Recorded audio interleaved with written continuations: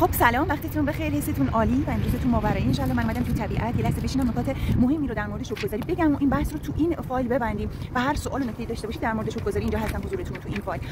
نکته‌ای که هست در مورد شکرگزاری باید بدونیم این هستش که شکرگزاری بابت داشته هامون هست و بابت نداشته هایی که دوست داریم داشته باشیم و حس می‌کنیم اونا رو داریم.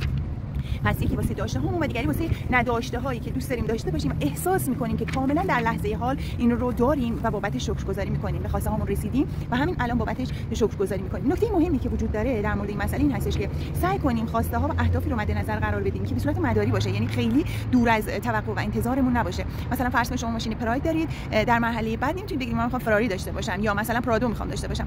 پس هدف گذاریمون روی 206 باشه، توی مدت محدودتر و بابت شکرگزاری بکنیم. این مقدار معقول در حقیقت در نظر بگیریم موارد رو. و نکته دیگه این که در حال حاضر کامل حس کنیم در لحظه حال اون رو داریم و برای لحظاتی شکرگزاری بکنیم.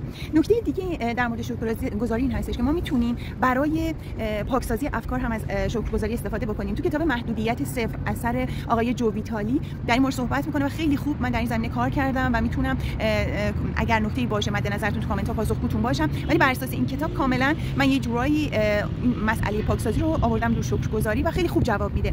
این رو هم میتونیم لحاظ بکنیم. پاکسازی افکار بسیار بسیار مهم هستش و قانون 369 از نیکولا تسلا رو هم میتونیم برای شکرگزاری به کار ببریم برای اینکه بهترین نتیجه رو بگیریم. 369 مقاله های مختلفی در موردش نوشته شده، ولی خب اون چیزی که من به کار میبرم و برام راحت تر هست اینه که روی 3 تا خواسته تمرکز کنیم در روز و 6 بار در روز اون 3 تا خواستمون رو سعی کنیم بنویسیم. اگر نه 6 بار روش تمرکز بکنیم و یه دفعه بنویسیم، ولی بقیه دفعات حتما روش تمرکز بکنیم و هر 6 باری که در روز اونا رو بررسی می‌کنیم به مدت 9 ثانیه رو هر خواسته تمرکز بکنیم و کاملا حس بکنیم دریافتش رو و بابتش شکرگزاری بکنیم. نکات خیلی خوبی هست در مورد شکرگزاری، منابعی که براش وجود داره توی قرآن در موردش خیلی مطلب داریم، خیلی قشنگ در موردش توضیح میده. دیگه از کتابایی که خودم خوندم معجزه شکرگزاری راندا برن هست، کتاب محدودیت صفر برای من در مورد حوزه پاکسازی افکار خیلی خوب بوده که با شکرگزاری تلفیقش کردم و همینطور کتاب ماورای طبیعی شدن اثر جو دیسپنسا خیلی در این زمینه میتونه به ما کمک بکنه. هر مطلبی و مقاله‌ای باشه در این مورد، مقالاتی که در مورد اعجاب انگیز بودن اعداد 369 و حالا نکاتی که نیکولا تسلا در این مورد گفته و شخصیت